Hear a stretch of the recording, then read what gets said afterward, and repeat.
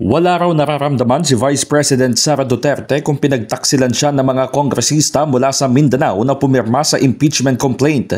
Base sa mga ulat ay hindi umano bababa sa 40 mambabatas o mayorya mula sa Mindanao ang nag-endorso sa impeachment laban kay Duterte.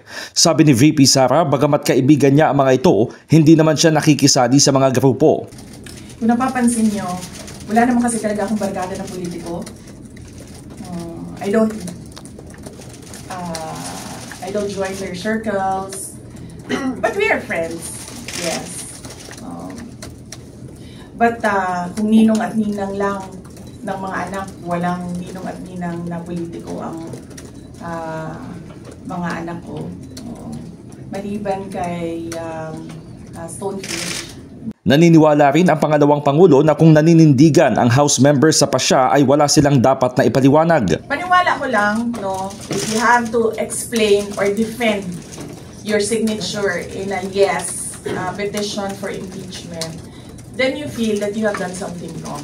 Kasi kung wala ka namang ginawang mali, bakit may defend yung pirma mo? Sa ngayon, wala pang napag-uusapan ang kampo ng Vice Presidente kung may gagawin ito sa pagsisimula ng kampanya para sa midterm elections.